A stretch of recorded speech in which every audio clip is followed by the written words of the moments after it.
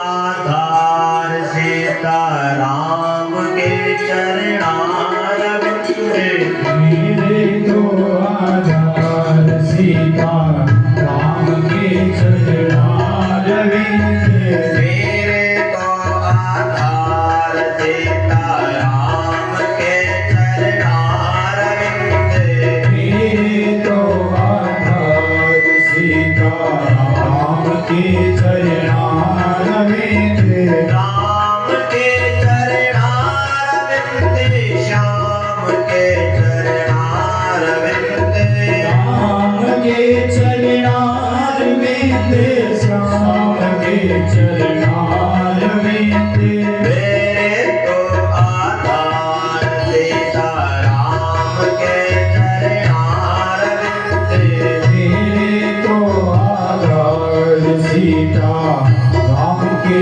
चरणारविंद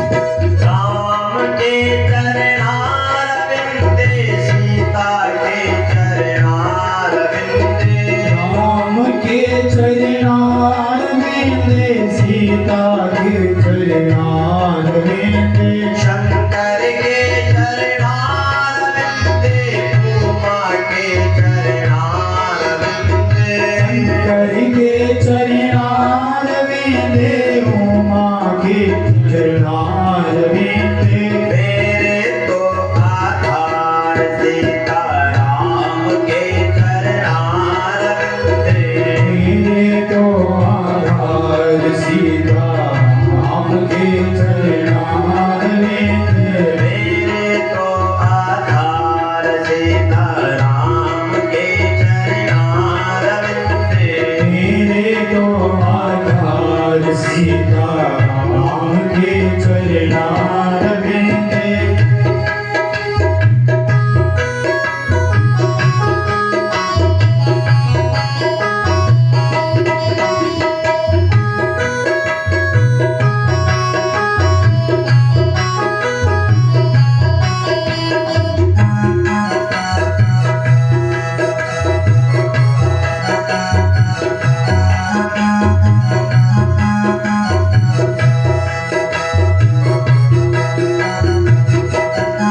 गंगा के चरणारविंद यमुना के चरणारविंद गंगा के चरणारविंद यमुना के चरणारविंद गंगा के चरणारविंद यमुना के चरणारविंद गंगा के चरणारविंद यमुना के चरणारविंद कृष्ण के चरणारविंद राधे के चरणारविंद कृष्ण के चरणारविंद राधे के चरणारविंद मेरे तो आधार सीताराम के चरणारविंद मेरे तो आधार सीताराम के चरणारविंद मेरे तो आधार सीताराम के चरणारविंद मेरे तो आधार सीताराम राम के चरणारविंद। बोले श्रीमद् भागवत महापुराण की जय। अनंत कोटि ब्रह्मांड नायक सच्चिदानंद दिव्य भक्तवान कल्पतरु भक्तवत्सल सनातन वत्सल दीन बंधु दया सिंधु कृपा सिंधु गुणा निधान श्री वृंदावन के युगल स्वरूप श्री राधा कृष्ण के वांगमयी मूर्ति आकार अहित की करुणा कृपा के फलस्वरूप आज हम सब लोग भगवान महाकालेश्वर के प्रांगण में बैठ करके सभी भक्तजनों के सानिध्य में सभी भक्तजनों की पावन उपस्थिति में श्रीमद् भागवत कथा को माध्यम बना करके इस सूर्य दुर्लभ मानव जीवन को सार्थक बना रहे हैं। इस मंच पर विराजमान इस मंडप के मंडपाचार्य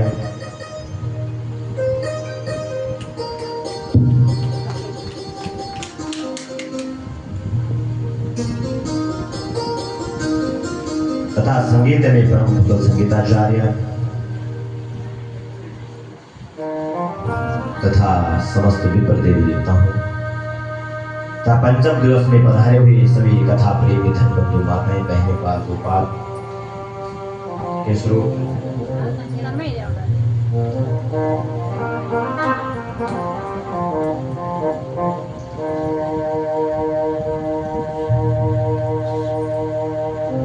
छोटे छोटे बच्चे एवं समस्त क्षेत्रवासी ग्रामवासी तथा जहां तक इस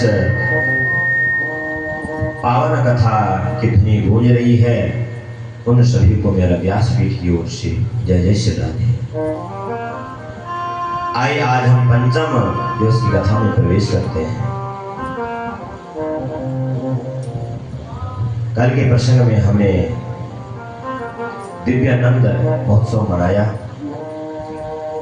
और नंद बाबा और यशोदा मैया को बधाइयां दी। ये आनंद महोत्सव 6 महीने चला है। श्री शुकाचार्य जी कहते हैं महाराज कि ऐसा लगता है कि जैसे 18,000 श्लोकों का आनंद नंद महोत्सव में बन रहा है। नंदस्त्वात्मज उत्पन्ने जाता नादो महामना आहूय विप्रान् वेदज्ञान् स्नातः शुचिरङ्कृतः वाचित्वा स्वस्तयनं जातकर्मात्मजस्य वै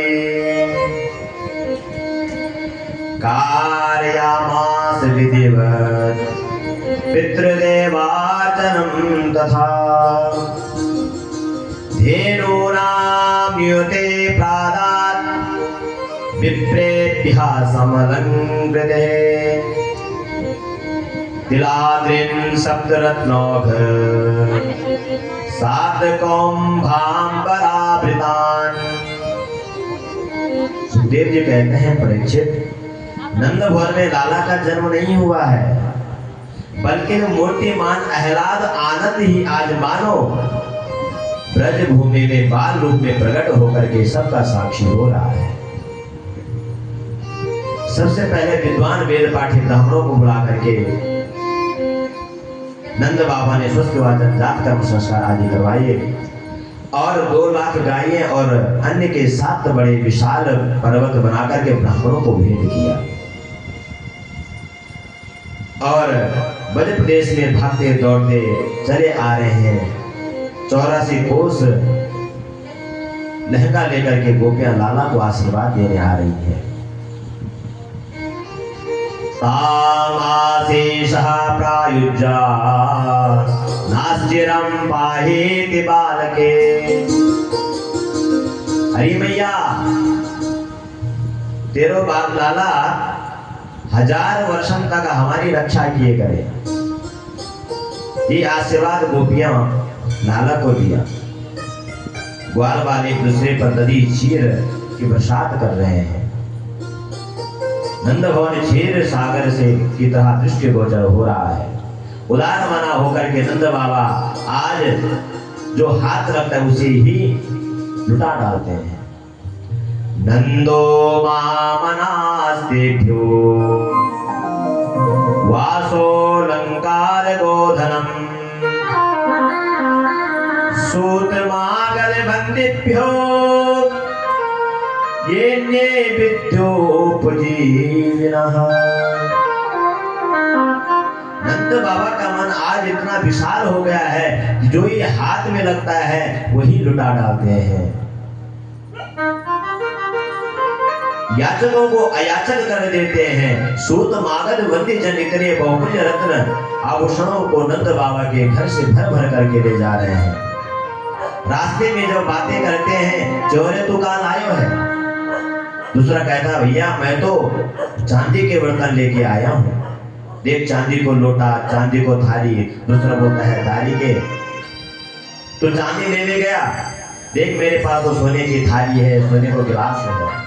अरे रामा में सोने की बर्तन तो को कहां से मिला? पहला वाला अरे राम राम मैं तो 2 नंबर पे ही भाग क्यों आयो? इस प्रकार से आपस में बातें करते हुए जगह जगह पर दिव्य वस्त्राभूषण अलंकार आदि ब्रजवासी में ऐसे लग रहे हैं जैसे भगवती लक्ष्मी स्वयं नृत्य करके अपने प्रियतम से जन्मोत्सव मना रही है। रमा क्रीडन भोरप, मानो भगवती श्री स्वयं नृत्य कर रही है। रोहिणी मैया भी प्रोदित भरत का होकर भी आज सब कुछ भुला करके भाव नृत्य कर रही है। रोहिणी च महाभागा नंद गोप विनंदिता विचर दिव्यवासा स्रकंठाभरण घोषिता।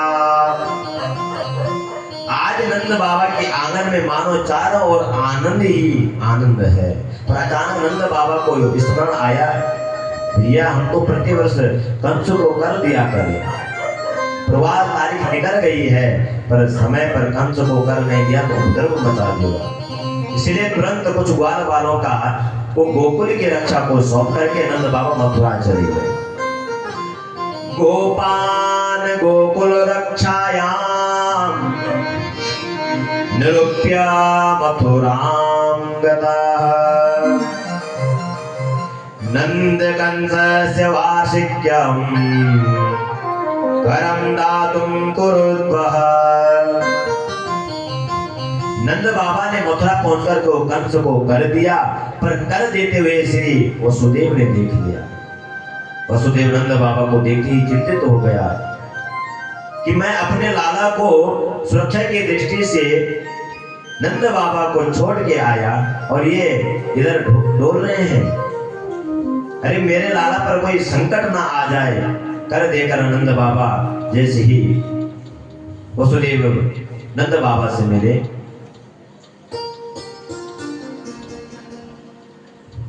और नंद बाबा कह रहे हैं कि नंद बाबा राम राम।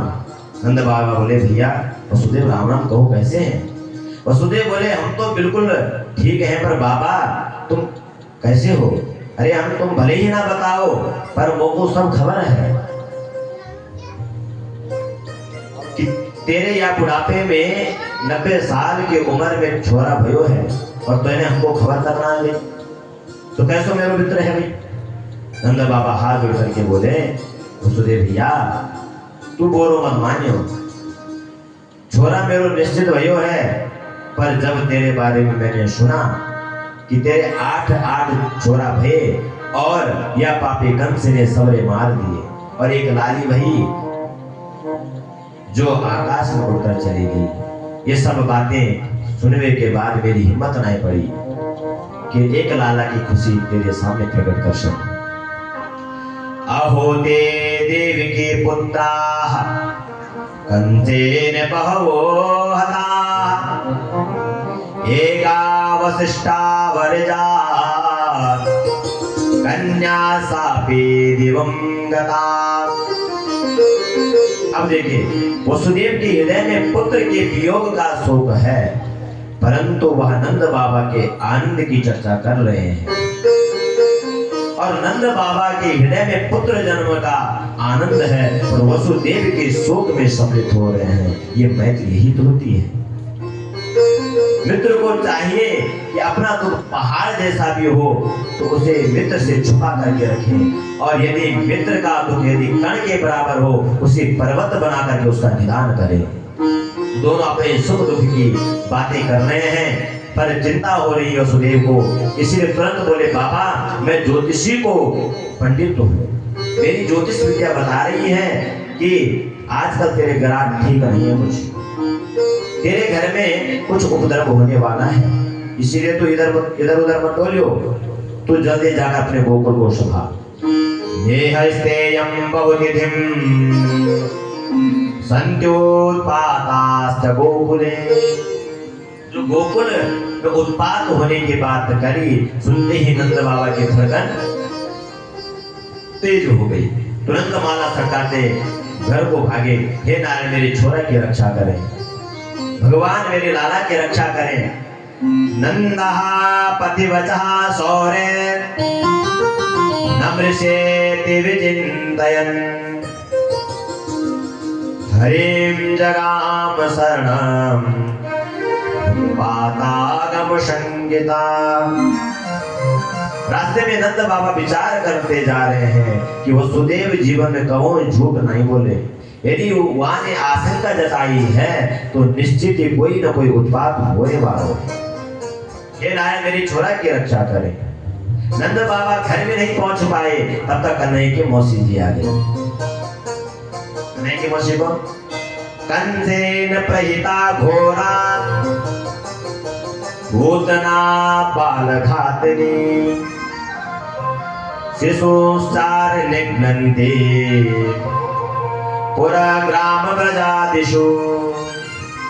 नगर ग्रामों में भ्रमण करती बाल घातनी पोतना बड़ा दिव्य सौंदर्य रूप धारण करके गोकुल में पहुंच गई। सुखदेव बाबा कहते हैं, परीक्षित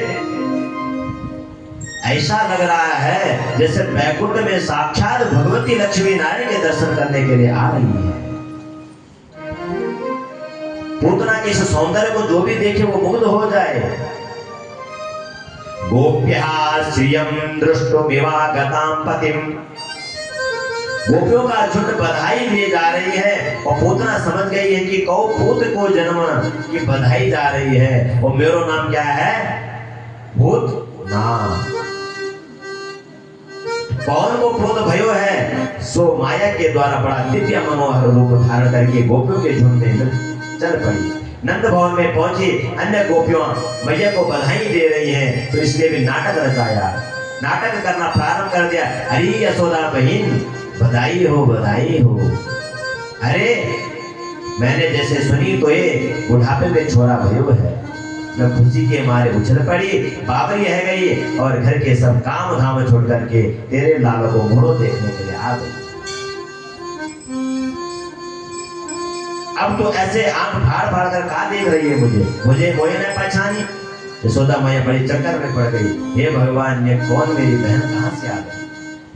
आज से पहले कबहू सूरत नहीं देखी मैंने, पर इतने प्यार से आई है, इतने प्यार से बोले होगी कोई मौसी मेरी की बहन।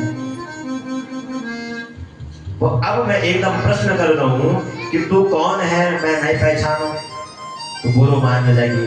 बेचारी तो सबको यश देने वाली यशोदा आज मन में सशंकित हो रही है और आओ आओ बहन सबका स्वागत कर रही है और बोल रही है कि आपके ही आशीर्वाद को चमत्कार है, नहीं तो मैंने तो आशा ही छोड़ रखी थी।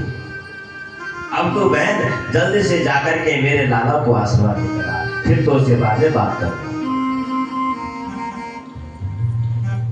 अब पूतना ने पूछा, कहाँ है तेरा लाला? तो मैया ने इशारे कर दियो, देख वह पालने में अभी पौड़ाया है, हाल ही में सोई है, तू जगायो मत। अब पूतना पालने की ओर चल पड़ी। प्रभु ने देखा कि मौसी जी आ रही है तो आंखें बंद कर दी। अब आंखें बंद क्यों की? विद्यानां बालकमारिकाग्रहं चराचरात्मा सन्निमिलिते क्षणं। भगवान तो चराचर जगत की आत्मा है, कौन किस भाव से आ रहा है भगवान जान लेते हैं, परंतु यहाँ पर भगवान आंखें बंद क्यों करेंगे?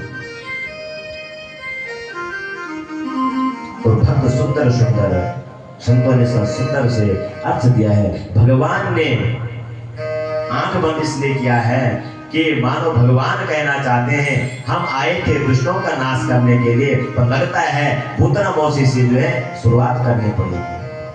पहले भगवान का मंगलाचरण कर ले, फिर श्री गणेशाय करें। दूसरा अर्थ दे रहे हैं, इसलिए भगवान ने आंख बंद कर दिया। मैं आया था ब्रज में माखन मिश्री खाने के लिए, परंतु माखन मिश्री भी खाई नहीं और पूतना मौसी जो है जहर पिवावे आ गई। ये मेरो काम नहीं है, ये तो काम भगवान शंकर का है। मानो भगवान शंकर की प्रार्थना कर रहे हैं कि आइए और आप जहर पियो, मैं तो केवल माखन मिश्री खाऊं। अनेक सुंदर सुंदर भाव जो है दिया।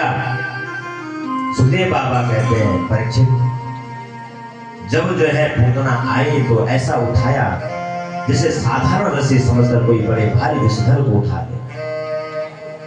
ऐसे ही साधारण शिशु मान करके पूतना ने भगवान को उठा लिया और अपनी गोद में लेकर के विषयुक्त स्तन प्रभु के मुख में ज्यों ही दिया। गाढ़ं गलाभ्यां भगवन् प्रपीड्यत तत् प्राणैः शमम्। भगवान ने उसका स्तनपान करना प्रारंभ किया। सबसे पहले उसका विष पिया, फिर दूध दुग्ध पान किया और फिर जब उसके बाद प्राणों को पीना प्रारंभ कर दिया। जो प्राण खिंचने लगे, पूतना के मध्य स्थलों में वेदना होने लगी तो बड़ी भयंकर चित्कार करने लगी, मुंज मुंज मुंज, बेटा छोड़ छोड़। भगवान कहते हैं, मौसी हम जल्दी पकड़ते नहीं और जब पकड़ लेते हैं तो छोड़ते भी नहीं। तो उसकी चित्कार दसों दिशाएं गूंज गई और सुखदेव बाबा कहते हैं, परीक्षित पूतना ने इतना विशाल शरीर बनाया कि 6 कोस तक के जितने भी वृक्ष थे सब टूट करके चकनाचूर हो गए। बोले पूतना मर्दन भगवान की। पतमानोऽपि तद्देहात् त्रिकप्योऽत्यन्तराद्रुमान् चूर्णयामास राजेन्द्र महदासीदतुद्भुतम्। गप्युति कहते हैं 2 कोस को और 3 गप्युति कहते हैं 6 कोस को। इतना भयंकर शब्द हुआ कि मैया तो घबरा गई। अरे इतनी तेज आवाज कहां से आ गई? देखो तो मेरा लाला को तो डर तो ना गई है। दौड़ती मैया पालने के पास गई, देखा कि लाला वहां है। अब घबराई, अरे मेरा छोरा कहां चले गए हो, कौन लेके भाग गए हो? गोपी ग्वाल सब घबरा गए। बाबा हमारे भरोसे गोकुल को छोड़कर गए थे, बाबा हमारे भरोसे पर। अरे भाई ढूंढो, पतो लगाओ कहां गए हो। इधर उधर खूब ढूंढा, बाहर ढूंढा, पर बाहर जाकर देखा कि पूतना का पर्वताकार देह पड़ा है और उस पे जो है प्रभु खेल रहे हैं। जैसे तैसे ब्रजवासियों ने बाहर निकाला, नीचे निकाला और मैया की गोद में ला करके मैया ने अपना स्तनपान लाला को कराया और मैया तब दुग्ध पान किया कन्हैया ने। फिर मां के सांस में सांस है। हे नारायण तेरी कृपा से मेरा लाला आज सुरक्षित है।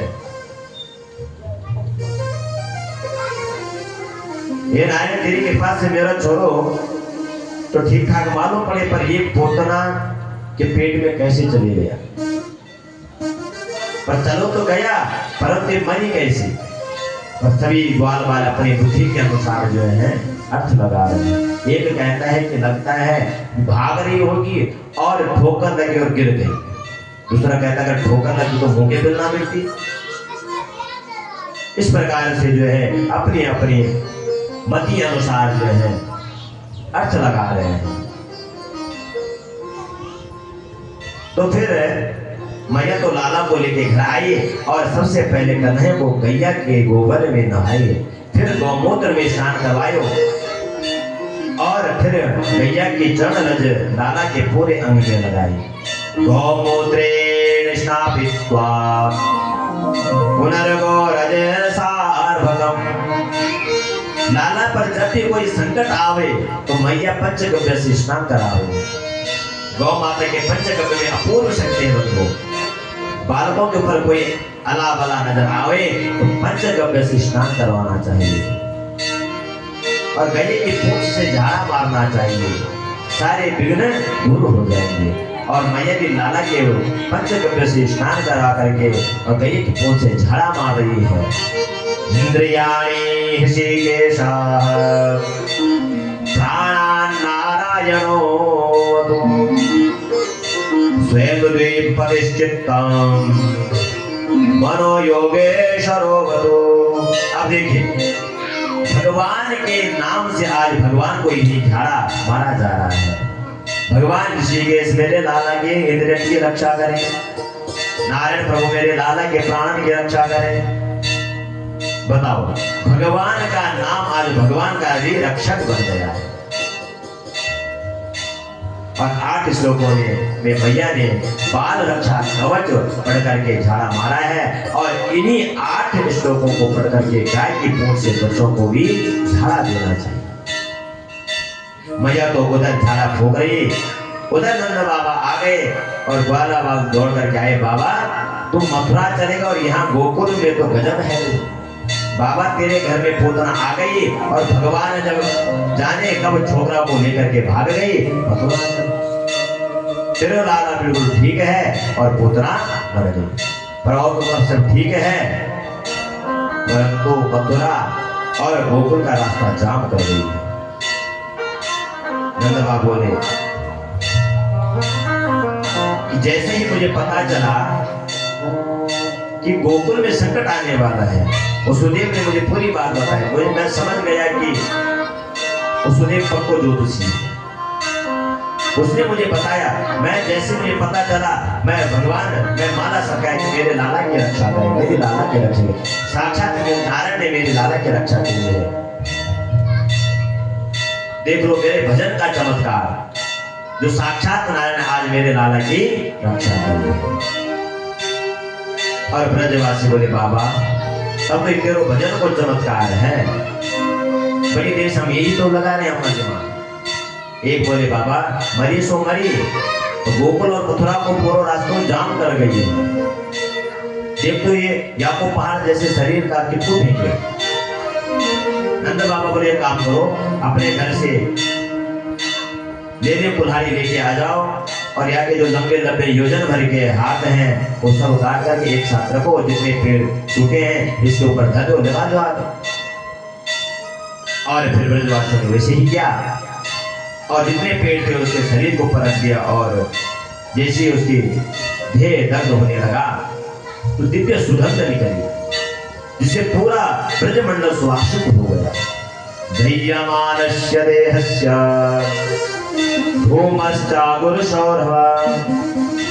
परीक्षित चौके महाराज पूतना जैसी पापनी के दर्द होने पर भी सुगंध कहां से आ गई? सुखदेव कहते हैं, परीक्षित अब इस पूतना को भला कौन पापनी कहेगा? अरे साक्षात परमात्मा ने पुत्र के रूप में जिसकी गोद में जाकर स्तनपान किया होगा, भला वो पापनी होगी? पर धन्य है प्रभु की लीला, जिस पर पूतना ने एक भी सगुण नहीं था। इसका पूरा परिचय सुनो परीक्षित। पूतना लोक बालग्नि राक्षसी रुधिरासना जिघान विहरे स्तनम दत्वाप सर्गतिम। नाम कितना बुरा, पूतना। पूतना का मतलब क्या होता? पूतान नयति, जो बच्चों को ही उठा करके ले जाए वह पूतना। पूत अर्थात जिसमें पवित्रता भी नहीं है। पूतना नाम ही बुरा है, काम अच्छा नहीं करती है, पहले बच्चों को उठा करके ले जाती है, बाद में मार डालती है। खानदान भी अच्छा नहीं है, राक्षस कुल का है, और आहार भी अच्छा नहीं है, रक्तपान करती है। फिर भी भगवान न जाने किस प्रेम में बीज गए हैं। केवल वो भी जहर पिवाने के उद्देश्य से भगवान को स्तनपान कराया और भगवान ने कहा जैसी भी है पर माँ जैसे मुझे दुग्ध पान करा, इसीलिए माँ की जैसी गति प्रदान की। भगवान का ऐसा कृपामय स्वभाव ना होता तो जीव का कल्याण कैसे होगा? जीव को कर्म का ही फल देते हैं, तो कल्प कल्पांतरों में किसी जीव का कदापि कल्याण होने वाला नहीं है। भगवान तो बस निमित्त ढूंढते हैं और तुरंत कृपा बरसा देते हैं। और प्रभु का कृपा में स्वभाव ना होता तो भगवान को कौन पूजता, कौन पूछता। और बिंदु जी के पद में बढ़िया भाव है, और प्रभु आपका स्वभाव कृपा में स्वभाव ना होए तो आपके अदालत में कौन आता। कृपा की न होती जो आदत तुम्हारी, ताकि न होती जो आदत तुम्हारी। कृपा की न होती जो आदत तुम्हारी, ताकि न होती जो आदत तुम्हारी। तो सुनी रहती अदालत तुम्हारी, सोनी रहती अदालत तुम्हारी। तो सुनी रहती अदालत तुम्हारी। सोनी रहती अदालत तुम्हारी। कृपा की न होती जो आदत तुम्हारी, बाकी न होती जो आदत तुम्हारी। सुनी रहती अदालत तुम्हारी। तू नहीं रहती आदत तुम्हारी।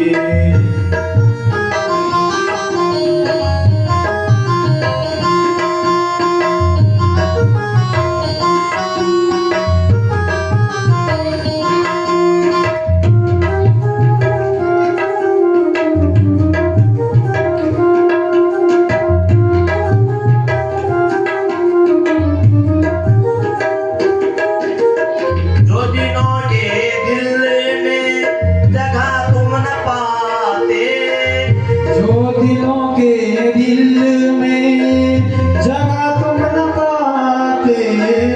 जो दिनों के दिल में जगह तुम न पाते, दिलों के दिल में जगह तुम न पाते। तो कैसे दिल में होती हिफाजत तुम्हारी। तो किस दिल में होती हिफाजत तुम्हारी। बाकी न होती जो आदत तुम्हारी, तो सुनी रहती अदालत तुम्हारी। सोनी रहती अदालत तुम्हारी।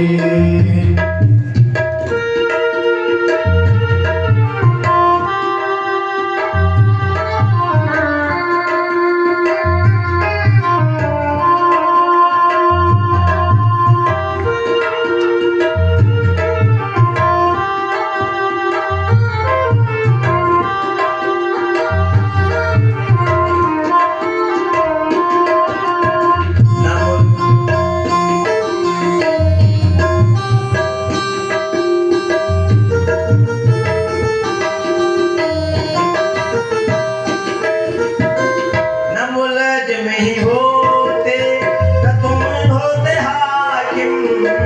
न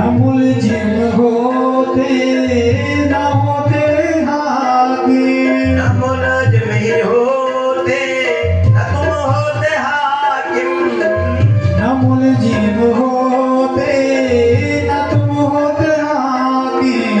न घर घर में होती इबादत तुम्हारी। न घर घर में होती इबादत तुम्हारी। बाकी न होती जो आदत तुम्हारी, सोनी रहती अदालत तुम्हारी। सोनी रहती आदत तुम्हारी, सोनी रहती आदत तुम्हारी। प्रभु यदि कृपा ना करे तो फिर कौन भगवान को पूछता। भगवान ने जो शरणागत आ जाते हैं उनके दोषों को नहीं देख सकते हैं। जब जो है पूतना जैसे पापनी ने भी दोष दर्शन ना कर पाए भगवान, तो शरणागतों का दोष भला कैसे कर सकते हैं। जो भी पूतना वध की कथा प्रेम से कहेगा या सुनेगा, उसके मन में भगवत प्रेम जागृत हो जाता है। पूतना मोक्षम कृष्णस्यार भगवद्भुतम शृणुयात् हृदया मत्यो गोविंदे रवते रतिम। पूतना का अवतार हुआ। एक दिन प्रभु का जन्म नक्षत्र आया तो मैया ने किसी न किसी ने बहाने जो है कुछ न कुछ जो उत्सव मनाती रहती है। एक दिन माँ ने क्या किया कि सुंदर सा श्रृंगार किया और सजा धजा करके पालन में पौड़ा दिया, थप्पी मार के सुआए दिए और अचानक भगवान ने एकदम करवट बदल दी और मैया खुश हो गई कि मेरे लाला ने जो है करवट बदल दी। अरे मेरे लाला ने तो आज तनिक करवट बदल दी और अपने आप ही यानी करवट बदल दी। तुरंत मैया ने नाई को बुलाई, ये नाई पूरे ब्रज में लगा दे दुहाई और कह दीजो कि करवट बदलवे की विलंबा है। और नाई ने दुहाई दई और गोपियां दौड़ी दौड़ी आई, मैया करवट बदलने की बधाई हुई। मैया बोली बन बहनों बार बार सबन को बधाई, पर ज्यादा हल्ला मत मचाओ, छोरा हाल ही में सोया है, जाग जाओ। गोपियां बोली अरे जब हम आई हैं तो गीत गाएंगी, बधाई गाएंगी, शोर तो मचेगो। मैया बोली बहन तो एक क्षण हो जाए। मैंने तुरंत लाला को सोते हुए पाल उठायो और थोड़ी दूर पर बैलगाड़ी के नीचे लटका दी। आंगन में जितने मटका उठाए और ऊपर गाड़ी के ऊपर रख दिया। आंगन खाली कर दियो और मैया बोली प्रेम से गाओ, बजाओ, नाचो, कोनो चिंता की बात नहीं है। और गोपियां सब ठुमक ठुमक कर नाचने लगी और अचानक लाला की नींद खुल गई। भगवान ने चारों तरफ देखा, हुआ गीत आंगन में गा रहे हैं पर जाके गीत गा रहे हो तो लटका रखा है, क्या करें। तो एक ही उपाय है, बाला नाम रोदनम बलम। बालक रोए तो ध्यान दे कोई, चलो रोना प्रारंभ करें। ऐसा सोचकर प्रभु उच्च स्वर में रोए परंतु कोई फर्क नहीं पड़ा। गला फाड़ फाड़ कर रोए, कौन ने नहीं सुनी। और हाथ पैर फटकारते प्रभु को रोते हुए बहुत देर हो गई। जब कौन ने नहीं सुनी तो भगवान ने रोते हुए गाड़ी में इतनी जोर से लात मारी, गाड़ी आकाश में उड़ गई और धम से नीचे आते चकनाचूर हो गई और सब धड़ाधड़ मटके फूट गए। गाड़ी और मटके फूट गए। अब मेरो लाला, तब ध्यान गया हमारा कि मेरो लाला कहाँ गयो। देखो तो पालने में लाला दिखे। मैया ने लपक करके हृदय से लगाया, हे भगवान लाला तो मेरो सब ठीक ठाक तो मालूम पड़े, परंतु एक आंधी तूफान आई नहीं,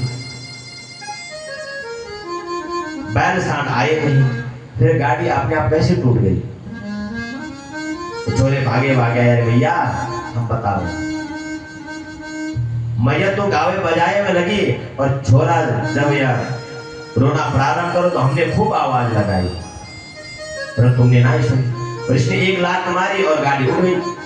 मैया बोले भांग पीकर आए हो क्या है, छोटो सा नन्हा सा लाला है, कैसे मार दी। किसी ने भी, मैया ने विश्वास ही नहीं किया और डांट करके भगा दिया। और छोरा सौगंध खा खा करके परेशान पर कहो ब्रजवासी ये बात है नहीं माने। मैया ने तो तुरंत बड़े विद्वानों ब्राह्मण को बुला करके गृह शांति करवाई, दान दक्षिणा देकर के ब्राह्मणों को विदा किया। पंडित जी बोले घबराओ मत, क्या तेरे लाले के ऊपर हमारो आशीर्वाद है, तेरा लाला स्वयं सबकी बला बनकर के आयो है। यहाँ पर कहो अलाय बलाय नहीं आया करे। और सब ब्राह्मण आशीर्वाद देकर चले गए। इस प्रकार प्रभु ने शंकर भजन किया। एक दिन मैया लाला को खूब उछाल उछाल करके खिला रही थी। कन्हैया किलकारी मारकर हंस रहे हैं, पर उछाल में बंद कर दे तो सोई रोने प्रारंभ कर दे। मैया के तो हाथ दुखने लगे। कब तक उछालो सो मैया गोद में लाला को लेके अपना स्तन पान करवाए। मुक्त हुए माधव मैया का दुग्ध पान कर रहे हैं, स्तन पान कर रहे हैं कि तिरछी निगाह से देखा कि तृणावर्त नाम का एक दैत्य आ रहा है। भगवान मुस्कुराए, मन ही मन मुस्कुराए और कहा मैया ज्यादा उछाल ना सकी, अब जो है मामा ने एक उड़ान खटोला भेजा है तो सोई जो है वही उठने जा रही। तो लाला ने क्या किया, अपना जो है वजन बढ़ाना शुरू कर दिया और प्रभु इतने भारी हो गए कि मैया की गोद में रखना मुश्किल हो गया। गरिमाणं शिशोर्वोढुं नसेहे गिरिकूटवत् भूमो निधायतं गोपी विस्मिता भार पीड़िता। लाला को उठाकर धरती में बिठाया तो मैया आंखें फाड़कर देखने लगी, हे भगवान मेरो हल्को फुल्को सो नेक सो छोरा अचानक इतना वजनदार कैसे है वे। अब हाल ही में तो को उछाल उछाल कर खिला रही थी, अब तेरी गोद में, मेरी गोद में ही ना बने। माधव ने मैया के मन को मोहित कर दिया। यशोदा माँ को भ्रम हो गए, कह रहे राम राम 2 घंटे से बैठी बैठी दुग्ध पान जो करा रही है, इसे लगता है कि वजन बढ़ गया है। और तो आंगन में उतार करके बोली, बेटा खेल कूद करके दूध हजम कर ले, फिर मैं तो को गोद में लो। और आंगन में छोड़ करके मैया भीतर में गृह कार्य में लग गई और उधर तृणावर्त आ गया और भगवान को उठा करके कंधे में उठा करके आकाश में ले गया। भगवान में उड़ चले और तृणावर्त के कंधे में पर बैठ करके पूरा ब्रज प्रदेश देख लिया। ये ललिता को घर, ये मधुमंगल को घर, ये छिपी गली, ये नरेश गली, ये प्रेम गली और पूरा ब्रज घूम लिया। पर जैसे ही मथुरा से बाहर भागने लगा तो ये भगवान ने गर्दन दबाई और वजन बढ़ाया। भगवान को लगे, भगवान इतने वजनदार हो गए कि तृणावर्त घबरा गया, मन में सशंकित होने लगा कि जल्दी जल्दी में कहीं मैंने काला पत्थर को न उठा लिया। और भगवान में मन में सोच रहे हैं कि देखो इस मूर्ख को लोग पत्थर भी में मेरा दर्शन करते और मुझ में ये पत्थर दर्शन कर रहा है, तो इसकी खोपड़ी जो है पत्थर में ही पटके। और प्रभु ने तृणावर्त इतनी जोर से गर्दन दबाई, तमंतरिक्षात् पतितं शिलायां विशीर्ण सर्वावयं करालम्। छटपटाता हुआ धम से तृणावर्त का पत्थर पर आकर के सर लगा, गिरते ही गोविंदाय नमो नमः। तृणावर्त का अंत हुआ और तूफान शांत हुआ। मैया दौड़ करके बाहर आई और बाहर आकर जब देखा कि मैया ने लपक करके गोद में लिया और उठा लिया और मैया विचार करने लगी, हे भगवान अब मोको पक्को विश्वास है गयो कि काऊ ना मरे, पापी अपने पाप से स्वयं मरे। मैं काऊ को कहा बिगाड़ दियो भाई, जो आए दिन जो है कोई ना कोई चले आओ अपने आप मर जाओ यहाँ। ऐसे अपने मन को समझाती हुई मैया लाला को घर ले आई। इस प्रकार से एक दिन मैया लाला से प्रेम से स्तनपान करा रही है। और मैया जब लाला को स्तनपान पिलाना बंद कर देती है तो लाला रोने लगते हैं। मैया फिर पिलाने लग जाए और मैया जब दूध पिला रही है और घबरा रही है कि कहीं ज्यादा दूध पिला दिया कहीं फिर वजन बढ़ जाएगा, फिर गोद में ले नहीं सकेगी, इसीलिए मैया दूध नहीं पिलाते और धीरे धीरे से जो है पैर में जो है सहलाने लगी। भगवान हंसे और अपना मुख खोला और मैया को सारा ब्रह्मांड दिखाया। मैया बोली, हे भगवान ये नदी नाले कैसे दिख रहे हैं, ये पहाड़ कैसे दिख रहे हैं। एक झलक दिखाकर मानो भगवान कहना चाहते, भैया तो मेरे पेट खराब होएगी, चिंता मत कर, देख मेरा पेट कितना बड़ा है, मेरे एक स्तनपान करने से मैं ही तृप्त नहीं हो रहा है, सारा जगत विश्व ब्रह्मांड अनंत जीव तृप्त हो रहे हैं। प्रभु ने मैया को अपने श्रीमुख में 2 बार विश्व दर्शन कराया है। एक बार यहाँ दूध पिलाते पिलाते और दूसरी बार जब मिट्टी खाने के बाद। पर इधर मथुरा में वसुदेव जी एक दिन गिनते जा रहे हैं कि आज मेरो लाला 1 वर्ष को है वो। अब भगवान जाने वाको नामकरण हो कि नहीं हो। तो अपने कुल पुरोहित श्री गर्गाचार्य जी के पास गए और कहा, गुरुजी आप तो सब जानो, आप तो त्रिकाल किया हो, बड़ी कृपा होगी यदि आप ब्रज में चले जाओ और गोकुल में नंद बाबा के घर जाकर के मेरा छोरा को नामकरण करके आओ। गर्गाचार्य जी बोले ठीक है चले जाएंगे। गर्गाचार्य जी सुदेव से प्रेरित होकर के नंद भवन आए और गोकुल में जैसे ही नंद भवन पहुंचे, नंद बाबा ने गर्गाचार्य जी को बड़ा भारी स्वागत किया। नंद बाबा तो संत और ब्राह्मणों में अनन्य भक्त हैं। बोले आओ आओ महाराज, बड़ी कृपा करे, आज आप हमें दर्शन दिया, मेरे घर पे दर्शन दिया। ओह भाग्य हमारे। विधिवत भोजन कियो और आसन पर बिछाए। नंद बाबा बोले महाराज आपके आशीर्वाद से मेरे घर पे 2 छोरा भये हैं। देख उनके घर बताओ कैसे का चल रहे हैं। जब ते आए हैं तब से कोई ना कोई उत्पात हो तो ही रहे हो। बाबा बोले का नाम रखे है बाबू, कौन सी राशि है। नंद बाबा बोले अरे नाम धर्म को ध्यान ही नहीं रही। गर्गाचार्य जी खूब हंसे, जय हो नंद बाबा। 1 साल को छोरा है गयो, अब तक नाम ही नहीं था। नंद बाबा बोले महाराज अब आप जैसे संत पधारे हैं तो आप ही नाम कर दो। गर्गाचार्य जी बोले वह तो हम धर देंगे, परंतु हमारी एक शर्त है। कौन सी शर्त है। तुम जानो हम जो हैं यदुवंशी के आचार्य हैं। यदो नाम महमाचार्य ख्यातश्चाहुः सर्वथा श्रुतं मया संस्कृतं ते मन्यते देवकी श्रुतम्। भाई हम यदुवंशन के आचार्य हैं, तो तेरे छोरों को नाम कैसे रखेंगे और तेरे लाला को संस्कार करेंगे तो कंस को शंका है जाएगी कि वसुदेव और देवकी का क्या है लाला है, वो तेरे पे फिर आपत आ जाएगी। इसीलिए मेरी शर्त है कि चुपचाप से नाम रखवाए दे तो हम रख देंगे, किसी को कानो कान भनक नहीं पड़ेगी। नंद बाबा बोले ये बात है तो महाराज को भैया को भी खबर नहीं पड़ेगी, आप तो चुपचाप जाके गौशाला में बैठ जाइए और मैं दोनों छोरा लाला को लेकर वहीं आता हूं। नंद बाबा ने भीतर खबर करी, अरे मेहरा सिद्ध बाबा आए हैं और जल्दी लाला को लेके आजा, लाला को नाम रखाएंगे आज। और दोनों माताएं अपने अपने छोरा को श्रृंगार करके मोटा मोटा काजल और टिटौना लगा करके सजा धजा करके आपस में बातें करने लगी। बहन या बाबा को बड़ो नाम सुना राख्यो है, चलो आज या बाबा की कुछ परीक्षा लिए जाए। मेरे लाला को तू ये ले ले और अपने लाला को मैं ले लूं। देख कौन को लाला कौन सा है और ना बता पाए तो समझ जाएंगे कि ये डोंगी बाबा है। और अदला बदली करके दोनों माताएं चल पड़ी। बाबा ने नेत्र खोल करके सामने देखी कि रोहिणी मैया की गोदी में यशोदा नंदन और यशोदा मैया की गोदी में रोहिणी नंदन।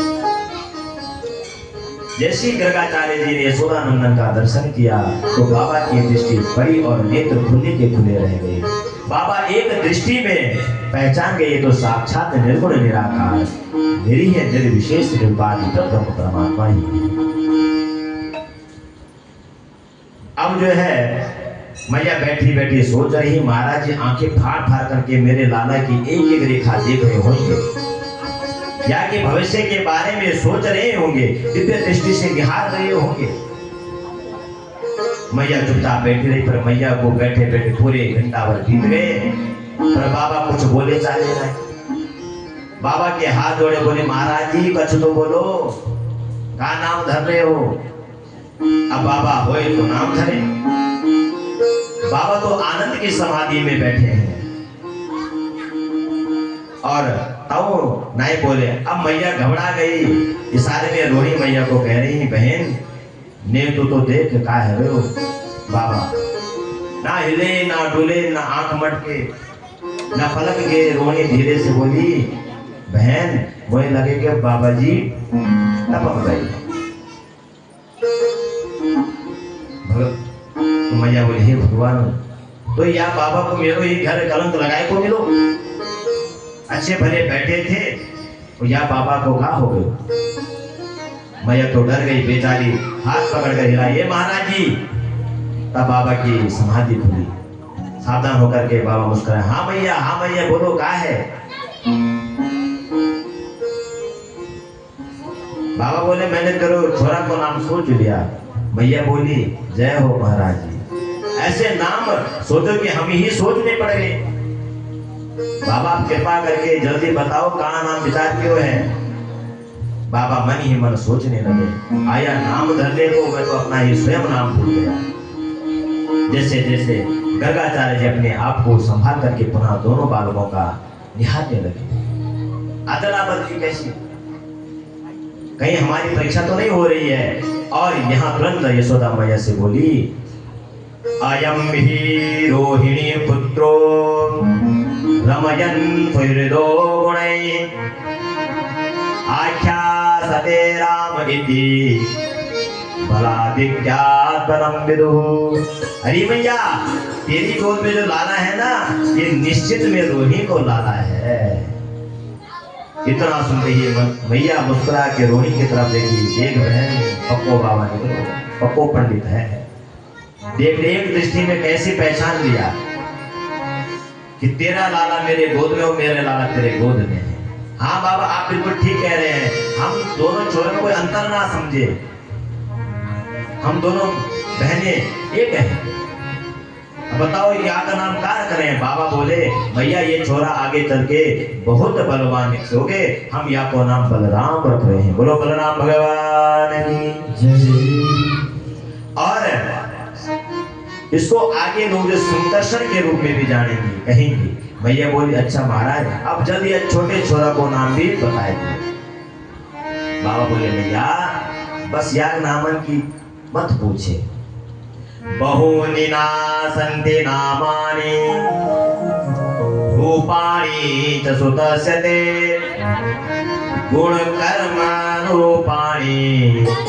तान्यहं वेदो जनाः। मैया ये तेरा छोटा छोरा है ना, या के नाम हजार में होंगे, इनके नाम अनेक अनुपा। कहाँ तक गिनाओ भैया, गोपाल सहस्त्र नाम, विष्णु सहस्त्र नाम, सबसे यही नाम से भरे पड़े हैं। भैया हाथ जोड़कर बोले भाई महाराज जी मुझे हजार नामन की कोई जरूरत नहीं, ये छोटो सो चोखो सो नाम बता दो बस। तो बाबा बोले तो या समय हम इनका नाम रखें कृष्ण। भैया बोली हे भगवान ये कृष्ण कहे मेरी जीव ही पलटा खा रही है, क्या मतलब है महाराज जी कृष्ण को मतलब।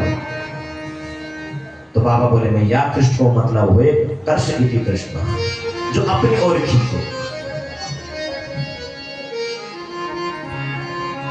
जो देते ही सबको अपनी ओर आकर्षण कर लेवे, वह को नाम है कृष्ण। सुन भैया ये तेरे लाला को हर युग में जन्म है करे, सतयुग और द्वापर त्रेता हर युग में आयु करे। और बाबा ने अचानक कह दियो कि मैया ये तेरो लाला जो है वसुदेव को लाला है। तब तक भगवान ने कर दिया सोई बाबा समझ गए और बात घुमा करके बोले अरे मैया सुन ये तेरो लाला कौ जन्म में वसुदेव को छोरा भयो हो। प्राज्ञं वसुदेवस्य वते जातस्तवात्मजा वासुदेव इति श्रीमान विद्याः समप्रचक्षते। मैया कहो जन्म एक छोरा वसुदेव को लाला भयो, सो नाम में आज भी वसुदेव कृष्ण पड़े हो। मैया बोली कहो जन्म में मोह का मतलब या समय मेरो ही है ना, ज्यादा भविष्यवाणी मोह नहीं सुननी है। महाराज को दंडवत प्रणाम करके भीतर आइए। रोहिणी मैया बोली बहन ये बाबा महान पंडित है, मानना पड़ेगा। कौन को लाला कौन सो है एक निगाह में पहचान लिया, नाम जरूर टेढ़े मेढ़े रखे हैं।